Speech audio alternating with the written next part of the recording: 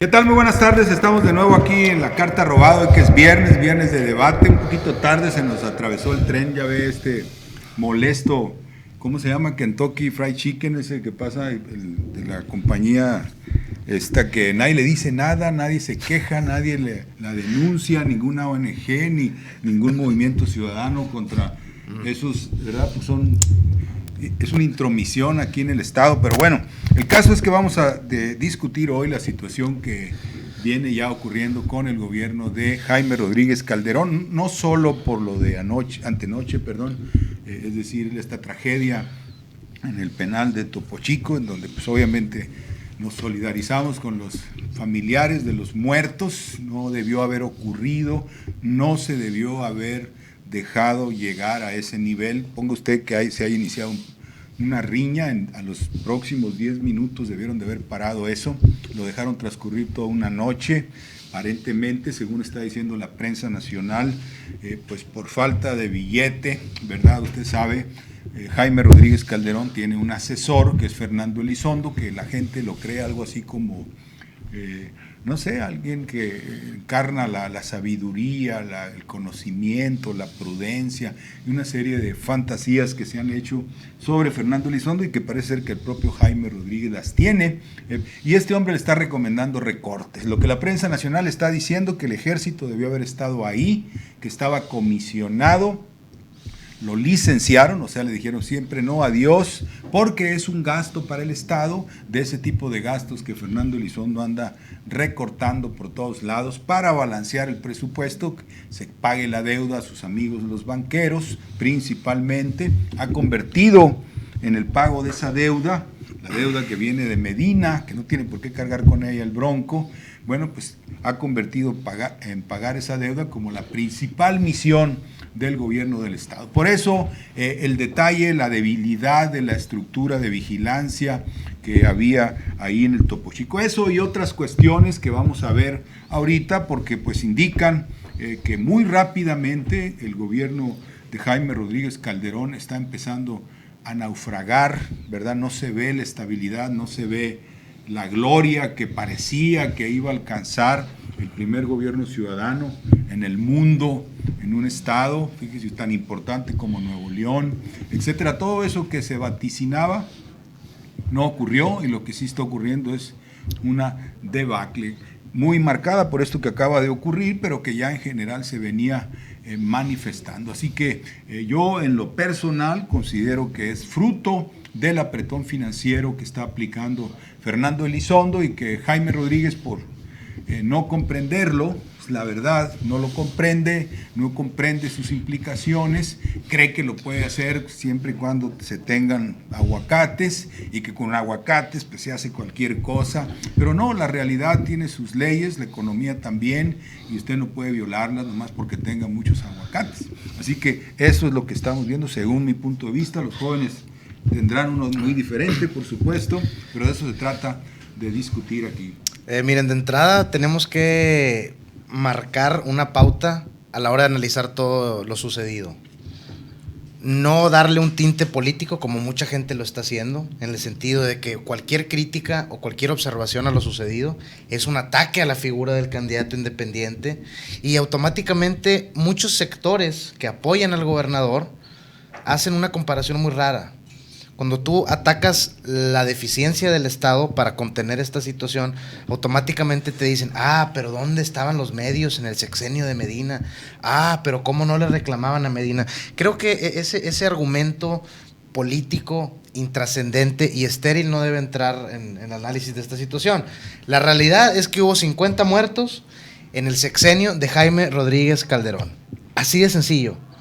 Porque si a eso nos vamos, pues tampoco lo sucedido en el sexenio de Medina, pues fue su responsabilidad, porque la deuda la venía arrastrando, hubo motines en los penales, pues también a lo mejor la venía arrastrando, ¿no? Les cayó Alex. Sí, vamos, es un argumento bastante válido. Él se pudiera defender de esa manera, tomando en cuenta que la defensa de este sexenio y la anterior fuera la misma, de parte de los simpatizantes de cada uno, ¿no? De entrada.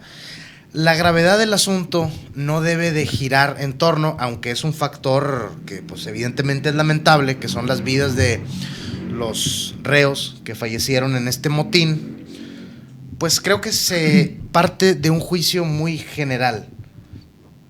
De entrada, se piensa que todos los que fallecieron ahí merecían estar en la cárcel. De entrada. Y que aparte de merecer estar en la cárcel, los delitos que los llevaron a estar en la cárcel merecían algún tipo de justicia divina que los hiciera equilibrar las cosas. Tú te metes a las redes sociales y ves muchos comentarios en las notas de lo sucedido, de que, por ejemplo, no, pues 50 y tantas lacras menos, qué bueno que les pasó esto, etcétera, etcétera. De manera interesante, ustedes recordarán que hace días liberaron a un grupo de secuestradores que asesinó a un empresario de San Pedro. Las expresiones populares eran... Con todo respeto, entre paréntesis, nada más, quisiera decir que las redes sociales tienen un bajo IQ. Sí, bueno, depende a dónde te metas a discutir. Si tú te metes a discutir con los simpatizantes de alguien, siempre va a haber un nivel muy bajo de debate, porque hay más pasión que el cerebro, ¿no? ¿Qué? Entonces, antes de lo sucedido con el penal, cuando liberaron a los secuestradores, muchas expresiones de la sociedad era de que cómo es posible, los criminales se dejan libres mientras los inocentes que no tienen dinero para defenderse sí están en la cárcel, gente que robó medio kilo de barbacoa está en la cárcel pagando y los grandes criminales, secuestradores están fuera. Bajo este juicio de que todos los que murieron eran criminales, pues oye, ¿cuál es la realidad? ¿Es un sistema de justicia injusto o justo? ¿Me explico? Porque con lo que sucedió en el penal y estas expresiones casi de alegría, se da por sentado que el sistema que los llevó a estar ahí recluidos es perfecto, que todos los que murieron son culpables y de alguna manera lo merecían.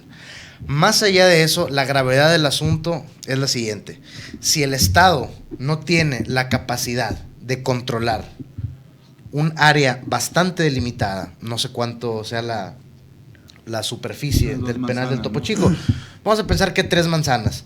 Si el Estado no puede controlar un motín de reos que en teoría no tenían armas de fuego, ¿qué se puede esperar del resto del Estado en comparación? Más allá de que si lo que le sucedió a las personas ahí lo merecían o no, eso es otro tema, pero la capacidad del Estado de controlarse a sí mismo no está ahí. Y yo lanzo esta hipótesis. Una de las razones por las que el Estado no tiene el control, aparte de la razón financiera, es que este gobierno no tiene cabeza. El gobernador está actuando de una manera, ¿cómo lo podré explicar? Como cuando a alguien le llega una tarjeta de crédito y empieza a gastar y anda de viaje comprando y de repente le llega el estado de cuenta. Está dilapidando su capital político. Y dice, caray, ¿a poco me gasté todo esto? Te cae la realidad. Eso es lo que le está pasando a Jaime.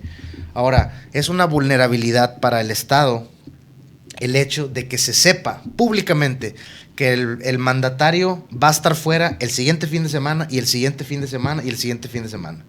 No me imagino yo que alguien ponga fuera de su casa, oigan, me voy a ir el fin de semana, un cartón, ¿no? Afuera que diga, oigan, el fin de semana que viene me voy de vacaciones. Pues, ¿qué estás haciendo? Estás vulnerando tu casa, ¿no? Voy a dejar sola a mi mujer.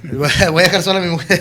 Es lo mismo, es exactamente lo mismo que sucedió aquí, entre otras cosas, pero bueno, no sé qué piensas. Yo lo que sí quisiera por ahí recalcar o poner sobre la mesa es que del lado del PRI, del PAN, en sí de la partidocracia, les cayó muy pronto, ¿no? La bola que estaban esperando.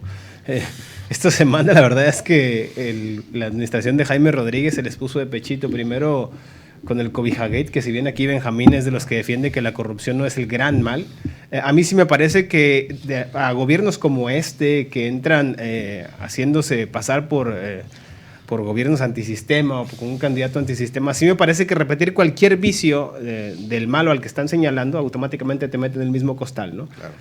Y luego quiero sacar esto a colación, lo pongo primero sobre la mesa porque la respuesta de Jaime Rodríguez respecto al escándalo de las cobijas, que además destapó el norte, no olvidemos que destapó el medio, que en teoría era su brazo armado. Sí, su aliado. Exactamente, su aliado. O sea, ahí, en esta misma mesa, ya hace un par de semanas pusimos, lo sacamos a colación el tema de que el gobierno de Jaime Rodríguez estaba dividido y que había tribus al interior. Es un hecho claro que alguien de dentro del gobierno de Jaime Rodríguez filtró esta nota al norte o esta información al norte, y no se necesita ser muy conocedor de la política de Nuevo León para saber de dónde vino esa filtración, ¿no? Alejandro, tribu se escucha muy primitivo, llamémosles corrientes internas. Corrientes internas, pues, ¿no? Porque luego ya es que les gusta ponerse así adjetivos fresas. Y pues es obvio, ¿no? Esa filtración seguramente vino, o así se especula fuertemente en los cafés por acá, del parte del equipo de Fernando Elizondo, ¿no? Y hay un fuente encontronazo contra el equipo de Jaime Rodríguez, en este caso, pues, del secretario de gobierno, ¿no? Manuel. ¿Qué pasa con esto? Ocurre todo este escándalo y Jaime literalmente se esconde, Daniel.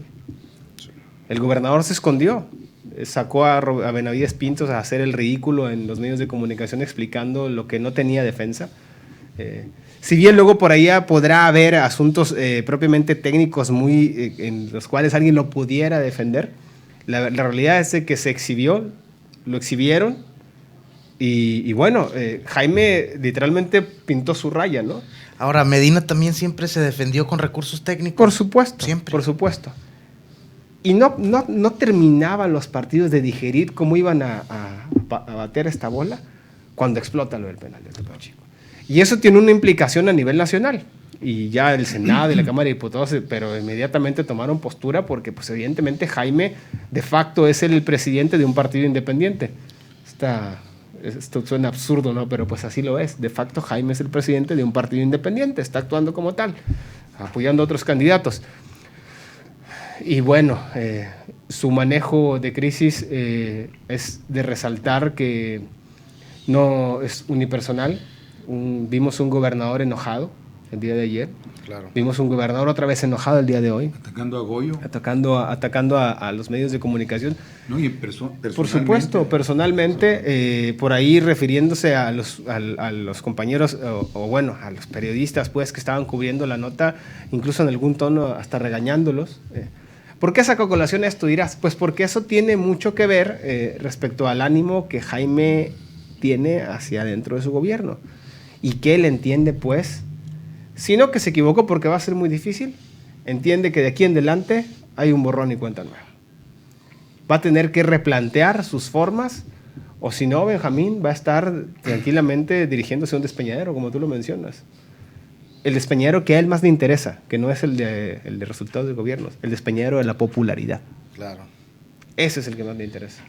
Que ya está, yo creo que ya muy, muy abajo, ¿no? Ya en este momento considerablemente abajo. Y a pesar de esa encuesta que sacó SPD, de que todavía un 51% de la población volvería a votar. Pero seamos serios. Es publicidad pagada. El sendero del peje. Mira, simplemente. Federico Sí, claro, si claro. tú te metes a la Saludo página, a Federico, por cierto. Si tú te metes a la página de SDP, ahí te aparece esa nota, de hecho, donde dicen que el 51% volvería a votar por él, y dice ahí publicidad. Es publicidad pagada, evidentemente por él. Así de sencillo. Yo, Benjamín, quisiera, antes de que prosiguieras... yo nomás quería que lo dijeran ustedes. El hecho de que yo conocí a Federico Arreola el mejor momento. Él era, cuando éramos jóvenes, él era fanático de von Hayek.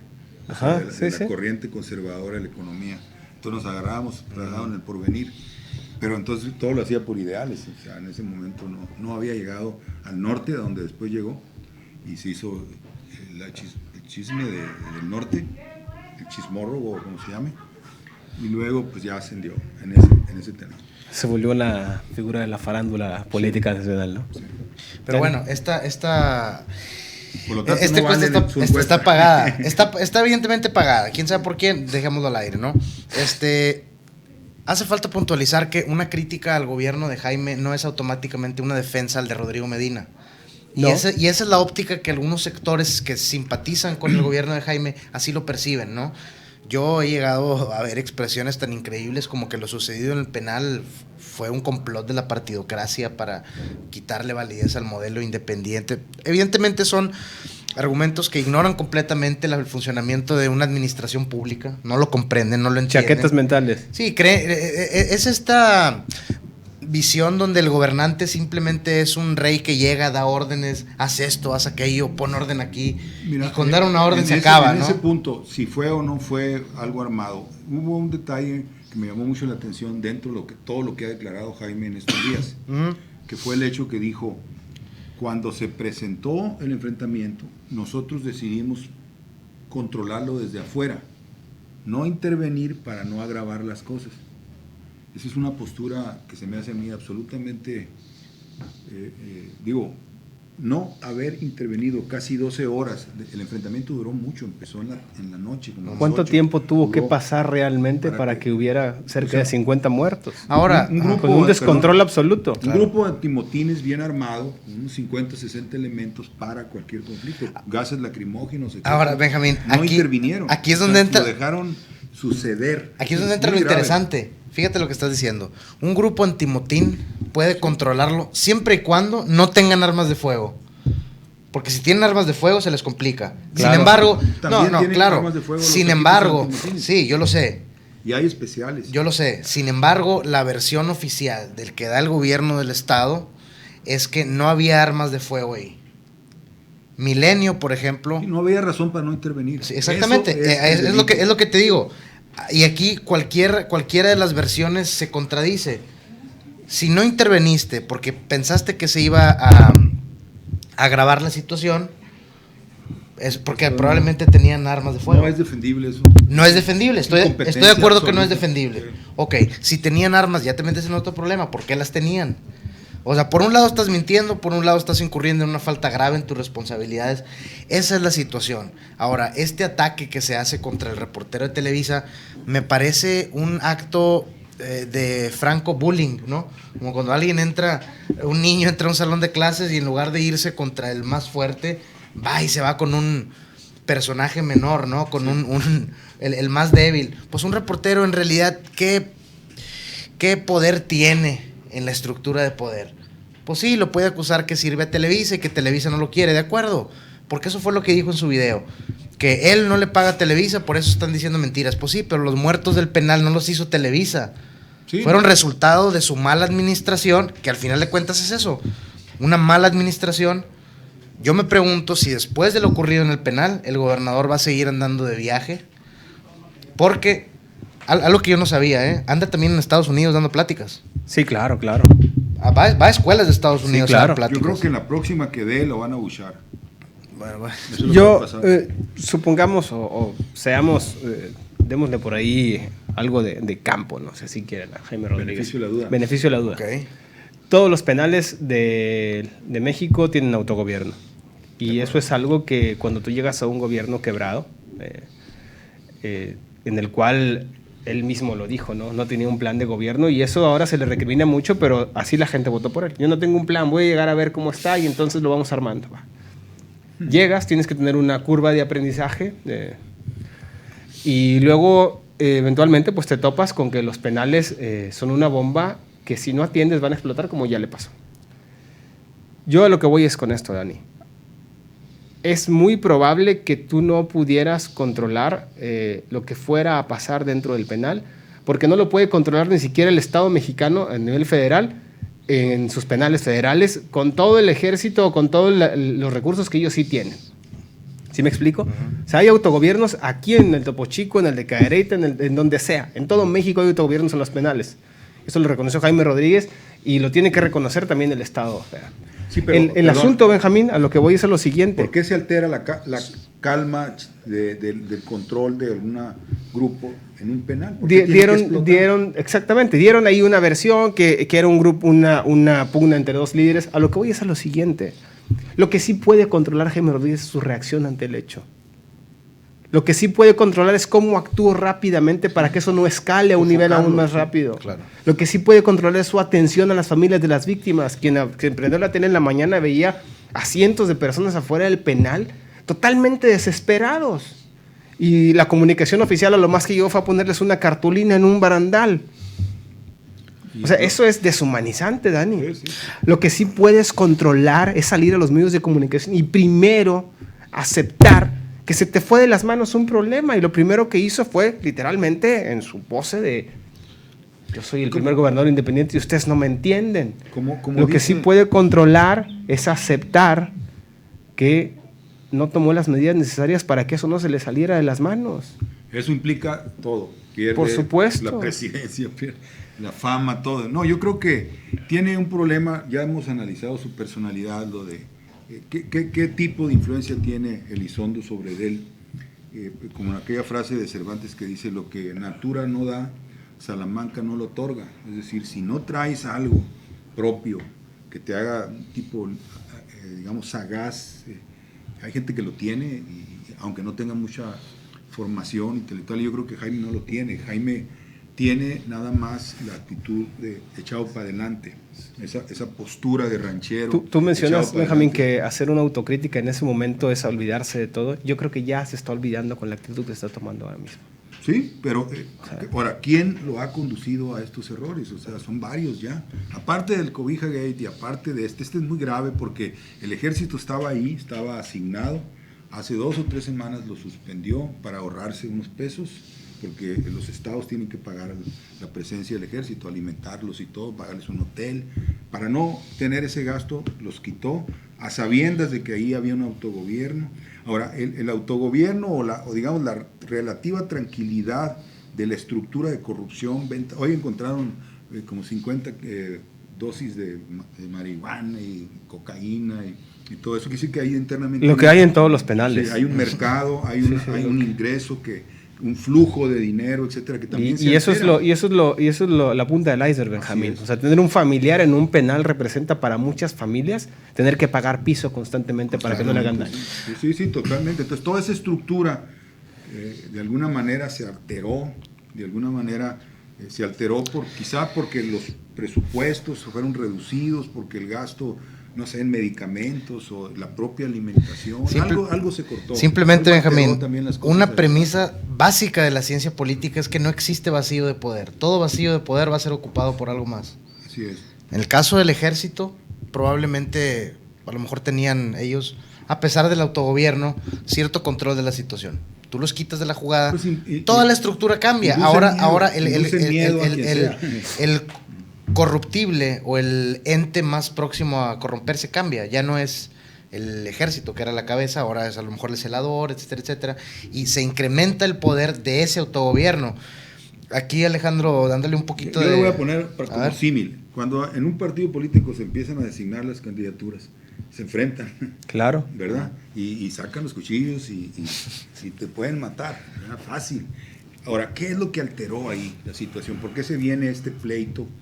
Porque la hipótesis que a mí me dieron es que desde el poder, o sea, desde el gobierno de Jaime, se trató de imponer a una facción versus otra que ya estaba, ¿verdad? Que venía de antes y que ahí fue donde se generó el conflicto. Pero es que inclusive, aunque eso fuera verdad, te está diciendo que en realidad el Estado, volvemos a la premisa básica, no tiene control del penal.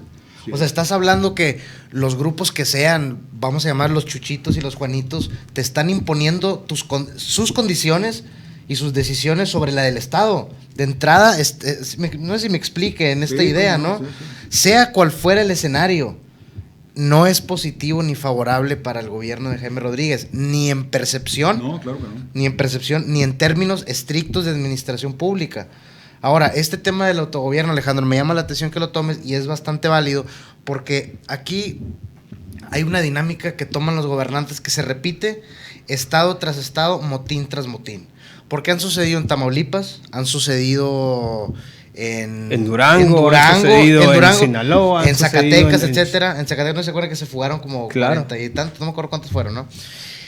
La cosa aquí, Alejandro, y ahorita que tocaste el tema de Durango, hay un caso muy particular en el caso de Durango, que era el de donde los prisioneros salían de la prisión en las noches, cometían ejecuciones y regresaban después al penal, todo con la complacencia de las autoridades penitenciarias. Entonces, sí hay una constante en estos motines, que es un alto nivel de corrupción. Como mínimo, estamos hablando de la cabeza del penal. El director del penal. El director del penal, de entrada. En lo que va, desde que sucedió este motín hasta ahorita, yo no he visto ni escuchado una declaración de la directora del penal, ni de Jaime Rodríguez en relación a la directora del penal. Dani, no vayas tan lejos. Jaime dijo en campaña que él tenía informes de que el penal del Topo Chico era un hervidero. y sigue la misma directora del penal al frente. Claro, ahora, mucha gente dice... Una pista sobre eso mismo. o sea, Ahorita la encargada de Derechos Humanos a la que golpearon su carro, Sí. ¿te acuerdas? Que fue- Ya hizo una evaluación, dice, lo que pasa es que hay este penal es obsoleto, es muy viejo, su estructura, su organización ya no sirve, no puede contener, está sobrepoblado además, y es muy viejo en drenaje, en todo lo que tú te puedas imaginar. Entonces dice, lo que pasa es que no solamente falta disciplina ahí, hace falta una gran inversión financiera, ya sea para rehabilitar el penal o simplemente para abandonarlo y crear uno nuevo. Es que, Benjamín, Trasladar a la gente. ese también... Entonces, Bronco puede saber muy bien que los penales son así, que hay autogobierno y que es mucha corrupción y que también el jefe del penal está metido y lo que tú quieras. Ajá. Pero a la hora de tomar una decisión ejecutiva, decir, a ver, vamos a hacer esto, vamos a meter, por ejemplo, programas de trabajo o vamos a mejorar las crujías, o etcétera. Se topa con que Seguro Financiero le dice no hay y no podemos. No, y aparte que no hay, estás hablando un que... gobernante que no tiene recursos no gobierna. Sí, Benjamín, pero no estamos hablando estrictamente de recursos financieros, porque la crisis penitenciaria... Eso definitivamente no lo justifica. No, Dani. claro que no lo justifica, porque mira, te voy a decir algo, Benjamín. Esta crisis en las prisiones y fugas sistemáticas en todo el sistema penitenciario ocurren desde antes de que estemos oficialmente en crisis. O sea, el dinero no es un problema. ¿Por qué? Porque sí se puede destinar mucho gasto a otras áreas, pero no a las prisiones. La respuesta más simple es porque es un sector que está olvidado de la sociedad. Simplemente fallecieron 50 personas y hay muchas... No, es que está creciendo mucho. Sí, está creciendo mucho, pero lo que me refiero es Es que lo es un único que sector, crece en es el un país. sector que Dani, no le pues importa es que a la mayor parte de la ciudadanía. no les van a se de- muere un grupo de... Mira, se pudieron haber muerto 300 y iba a haber gente que así como en esta situación iba a decir, qué bueno porque eran unas lacras. Ahora, como Hay un gobernante... conflicto ahí, perdón, para Ajá. que lo tengamos la dimensión. Hay un conflicto porque las prisiones estatales que deben de estar destinadas a castigar a los reos digamos, del orden común. Readaptar. Readaptar. Cerezos, ¿no? Centros Sí. de readaptación. Y Que es deben lo que ser- menos tienen. Sí, que los que roban, que un homicidio, que un fraude, que esto, que lo otro. Los han cargado con los prisioneros federales, que son 90% gente que está metida en el narcotráfico. Desde hace décadas. Sí. ¿Por qué? Porque especialmente a partir de los 80s, 90s, en que México se convirtió en un narcoestado exportador, o primer exportador hacia los Estados Unidos, el delito creció. Entonces, como lo único que hace el gobierno es detener para el periodicazo 2 que 3 narcomenudistas o capos medios o alguno incluso importante como el Chapo, y no ataca el lado financiero, se ha llenado de delincuentes que están adentro. A la par que porque- aumenta la pobreza, ¿no? Sí, exacto. Y ahora, la gente se mete al negocio. Yo supe que los Zetas habían puesto ya un anuncio que dice ya no hay vacantes porque llegan Tamaulipas, la gente desesperada sin empleo, pues llega, oye, no tienes una chamba, quieres que te cruce por ahí por alguna brecha, unos kilos o lo que sea para ganarse una lanita. Esa es la gente que termina en la cárcel. Entonces es creciente el fenómeno y los recursos asignados al sistema penitenciario pues son menores. El gobierno federal prometió hacer 4 nuevos centros federales. Y pueden hacer 10 y no va a solucionar pero nada. No los hizo, ese es el problema. Dejó a la mitad uno, el de Mina ahí está que todavía no termina, etcétera, etcétera. Mira, Benjamín, nada más para abonar un poquito lo que comentas. Hace unos años hicieron un estudio dentro de las prisiones federales y arrojó la aterradora conclusión de que, o bueno, aterradores resultados, como se le quiera llamar, que el 90% de los prisioneros que estaban ahí condenados por delitos federales, estamos hablando posesión de armas de uso exclusivo del ejército, crimen organizado, secuestro, etcétera, etcétera, el 90% tienen como máximo la preparatoria. Entonces, estás hablando de entrada que tienes una abrumadora evidencia que te está apuntando a que son individuos que no provienen de sectores socioeconómicos altos, ni medios, ni con un nivel educativo alto. Provienen de los sectores más pobres y más rezagados de la sociedad. Sí es. Precisamente por eso no se le toma mucha atención a este problema. ¿Por qué? Porque para un gobernante es más cómodo ahorrarse, no sé, 300 millones de pesos y gastárselo en hacer campaña que en remodelar un sistema penitenciario de alguien que pues merece lo peor porque está en la cárcel, es un delincuente, Que ¿no? además ya ni vota, Dani.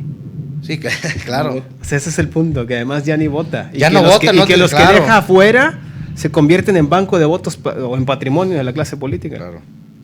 O sea, eso es lo perverso de este sistema. Vía una serie de programas sociales. Por supuesto, por supuesto. Yo les insisto, aquí ustedes mismos han puesto sobre la mesa que de una u otra forma Jaime se enfrentó con una bomba que tiene que ver con una situación de todo un sistema, ¿no? Pero también tenemos que ser claros, el que no tenga recursos, el que el penal sea viejo, el que esté lleno de procesados y ya sentenciados juntos, reos federales con reos del fuero común, así le dice, eso no justifica en lo absoluto la reacción que él tuvo ante el hecho.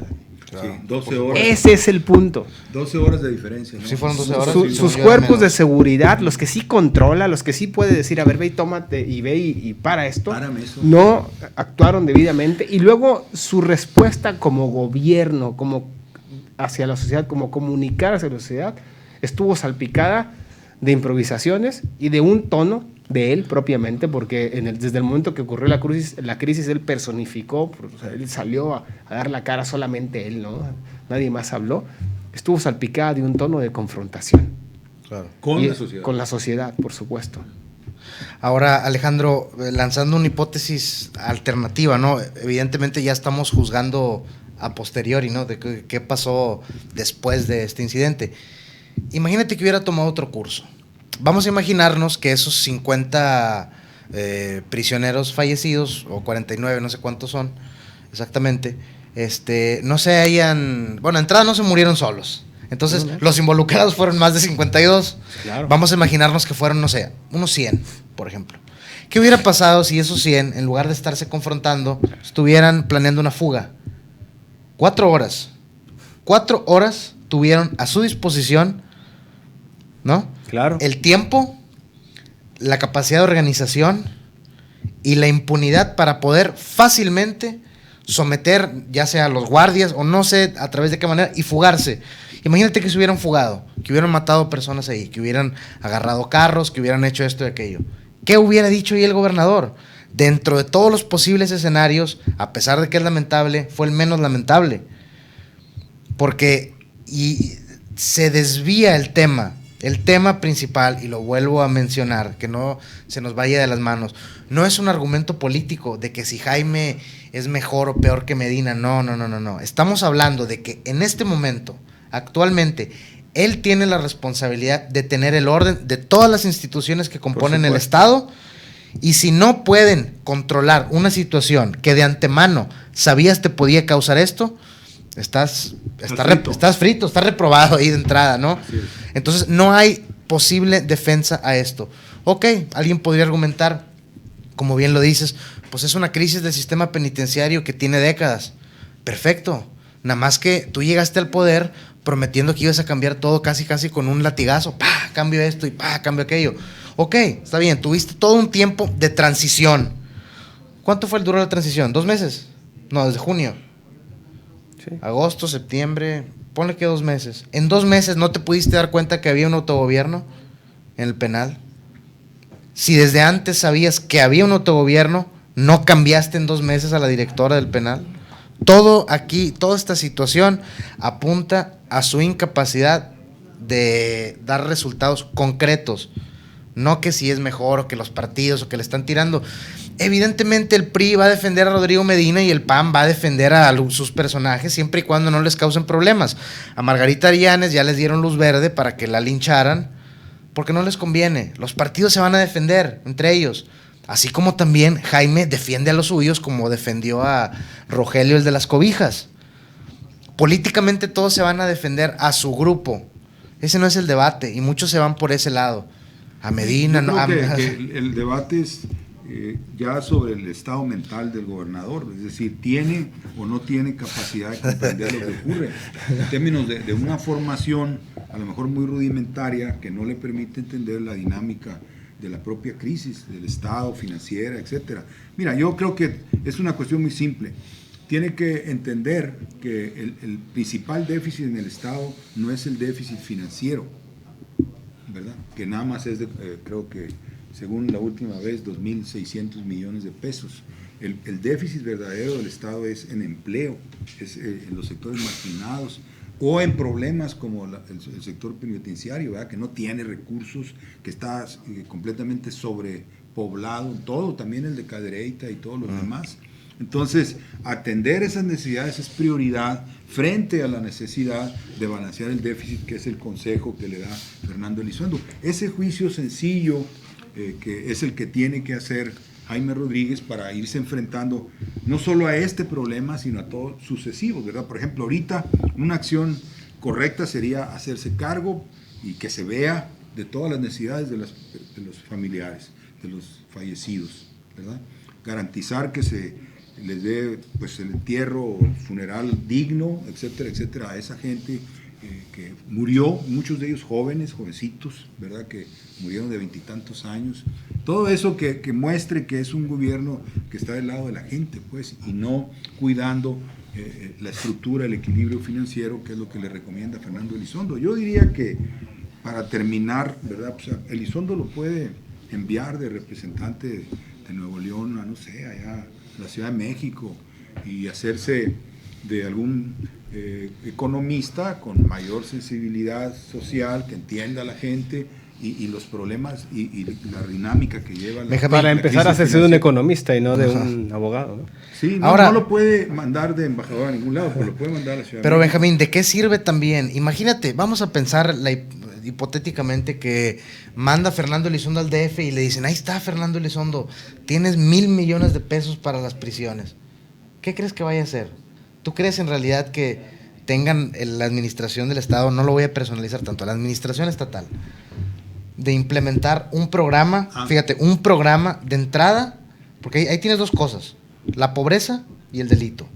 Una cosa lleva a la otra, y no es que esté defendiendo a los prisioneros, pero todo criminólogo, y son las bases de la criminología, claro, te enseñan a entender la naturaleza del crimen, claro. Y hay ciertos factores que acaban ya como resultado final en que un individuo cometa un crimen, obviamente con su escala de gravedad. Sí, sí. La cosa aquí es que tampoco lo entienden, tampoco se entiende eso. Si tú ves, por ejemplo, yo estaba viendo la lista de los nombres de los fallecidos y los delitos que habían cometido, eran muy similares. Asesinato de su pareja, asesinato por crimen, robo de un estéreo con violencia. Son crímenes que de alguna manera se simplifican mucho, como que es un rata, es un criminal, es un esto, un aquello. Sí, evidentemente, pero ¿por qué yo no estoy robando un estéreo y dando un cristalazo? Pues porque no tengo la necesidad de estar haciendo eso, así como muchas otras personas que viven la clase media para arriba. Tiene una raíz. Sí, ese estigma de que lo hacen porque quieren, ¿no? Sí, o sea, no, otra cosa peor, fíjate, peor aún, Alejandro. Yo he llegado a ver expresiones, me tocó ver una foto muy lamentable, que son unas señoras llorando fuera del penal, y en el pie de la fotografía dice, pues si les hubieran enseñado valores a sus hijos de pequeños, no estuvieran ahorita llorando, como pensando que afuera hay personas que son completamente pulcras y perfectas en su moralidad, que nunca han cometido algo que deba tener una pena judicial, ¿no? O sea, ni todos los que están en el penal son culpables de algo, ni los que están afuera son inocentes. O como si el problema fuera solo de valores, Dani, y no de falta de oportunidades. Claro, y los valores, simplemente el término, y aquí Benjamín te voy a dar en tu mero mole, el término valores es un concepto de derecha, de los sectores conservadores. Claro. Es que los valores están perdiendo esto. Los valores simple y sencillamente es, como lo dice la misma palabra, darle un valor a ciertas cosas que alguien tiene en su entorno, ya sea la familia, ya sea tu trabajo, ya sea algo que te dé integridad. Y el valor más grande del ser humano es el de la sobrevivencia, Dani. Claro. Punto. Ahora, va a buscar a como dé lugar. Cuando esas cosas las tienes vulneradas, evidentemente, como resultado, no tienes valores. Pero no es algo que sea de naturaleza perversa o maligna. Por supuesto. Sí, no, yo creo que eso de negar el impacto que tiene el empobrecimiento, es decir, es que hay que entender que no solamente se es pobre en una cierta colonia, sino que te está negada toda oportunidad, y al mismo tiempo la maquinaria de propaganda te hace ambicionar, consumir cosas, ¿verdad? Tener, te dan otros valores, entre comillas. Y que todo es nada más cuestión de echarle ganas, ¿no? Sí, y luego llega cierta etapa o cierto momento para toda esa gente que hay una desilusión y que solamente hay caminos como el de la delincuencia. Sí, en Sinaloa, por ejemplo, si no tienes una troca, no eres nadie. Tamaulipas tampoco, ¿eh? Entonces, si no tienes una troca, no eres nadie. Las chavas te gustan, pero pues no traes troca, no se puede, no te pelan, Oye, sufres. hay una expresión, hay una expresión en Tamaulipas. Llevar cocaína, ¿no? Una expresión en Tamaulipas que se usa mucho, que está bien pesado, o sea, hay mucha lana y tiene mucha influencia y la troca y todo, ¿no? Una expresión que se usa, no sé cómo sí, se usa. entonces es ese La liderazgo de jerga. los chavos que están ahí, o sea, Claro. en el penal, o sea, necesitan lograr cosas, no tienen otro camino, porque ni modo que el trabajo, y lo van a trabajar, ¿y cuánto les pagan? Claro. ¿Cómo están los salarios? Los salarios para esa gente que no tiene Pero no aumentemos el salario mínimo porque produce inflación, dice el dogma. Claro, entonces, Dice el dogma, ¿no? No, y Carsten dijo, solamente se puede aumentar si aumenta la productividad del país, pero pues como no aumenta, pues te fregaste. Claro. Ni uno ni otro. esos son criminales de cuello blanco, eso es otro tipo de criminal, algún día se les va a juzgar también. Pero bueno, entonces estamos ante una dinámica así y es creciente la población en los penales. Obviamente que hay todos estos agravantes que ya se mencionaron, pero sí creo yo que la reacción del gobierno de Jaime Rodríguez debe haber sido otra. Y la intervención debe haber llegado cuando mucho en una hora y media para detener, o sea, no es permisible que se haya dejado que el conflicto transcurriera. Vamos a suponer que así fue, vamos a suponer que se enfrentaron dos bandas, pero dejarlos matarse, ¿verdad? Por tiempo indefinido, como quien dice, para entrar después de que ya estuvieran todos muertos o todos calmados, eso se me hace simplemente injustificable, no tiene sentido, tiene que haber otra explicación, y haber quitado al ejército pues también cuenta mucho, así que puede tener sentido y se resume en una palabra: incompetencia. Competencia, y eso es grave, y ahí hay un problema, mezcla de incompetencia con la restricción financiera que impone Fernando Elizondo al gobierno, y pues entonces ¿para dónde vamos a ir a dar, no? Es decir, vendrán otros incidentes, otros conflictos. Yo les doy un dato que a mí me pareció curioso, ¿no?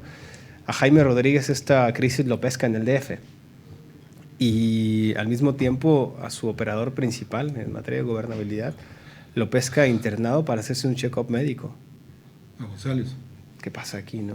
Si el gobernador no va a estar en el estado, tiene que estar el segundo a bordo listo para cualquier cosa que suceda. O sea, eso es una descoordinación terrible y de primero de primaria. Alejandro, ahorita que estás mencionando eso, les voy a recordar, ¿sí se acuerdan ustedes que capturaron hace, no sé si 10 años más o menos, a lo mejor un poco menos, a un personaje que era el encargado de las giras presidenciales de Vicente Fox, que lo relacionaban con un grupo del narcotráfico que se llamaba Nauma Costa Lugo? Sí, Sí, ¿Sí claro. lo recuerdan? Bueno, su delito era filtrar a grupos criminales la agenda del presidente de la República de antemano.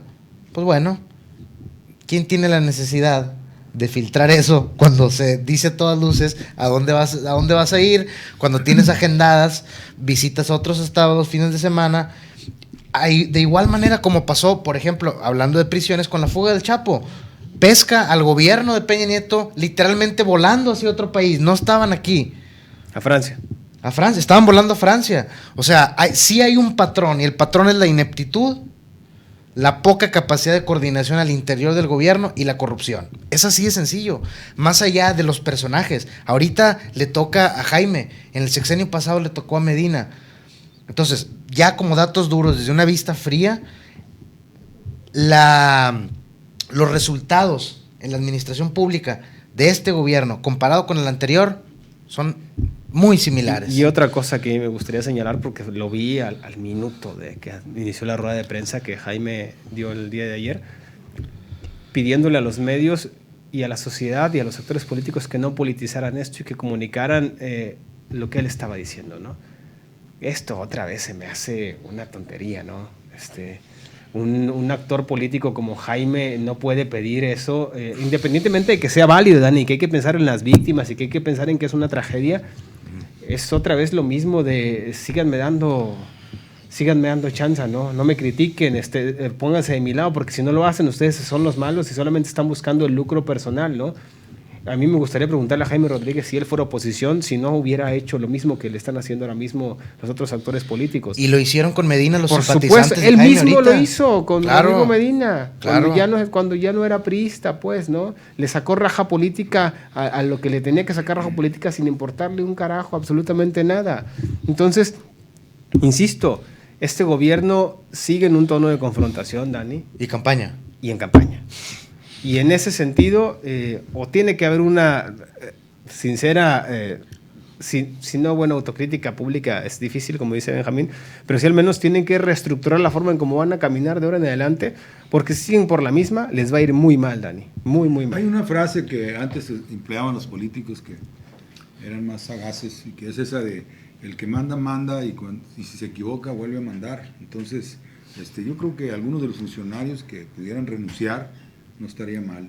Claro. De entrada, Sería- sí, Eso daría un mensaje. Sí. Que aunque es un mensaje pues, simbólico, te daría una pista de que hay preocupación. Por supuesto, la forma es fondo. Ahora, Benjamín, yo quisiera terminar, porque ya casi nos acaba el tiempo, con un tema interesante también. No lo sabemos todavía porque pues, no sabemos en qué derive todo este problema.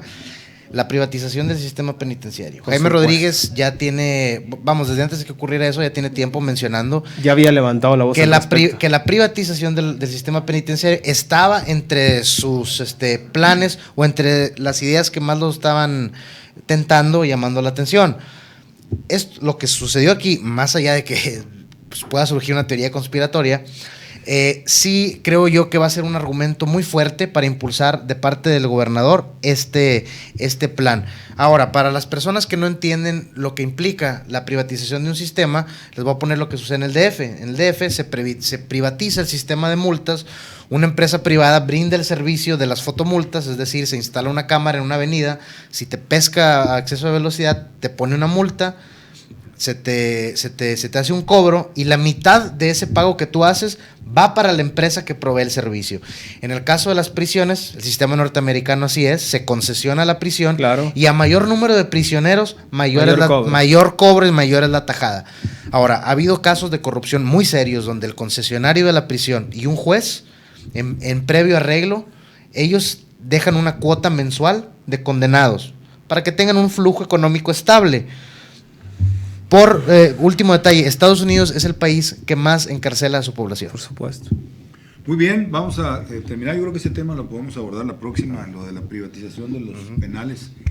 Vamos a despedirnos porque ya se nos acabó el tiempo. Lo invitamos a que nos sintonice el lunes. Estaré yo con un informe general global, estratégico, y el próximo viernes otra vez en debate aquí con los compañeros José Daniel Borrego y Alejandro Dávila. Hasta el lunes.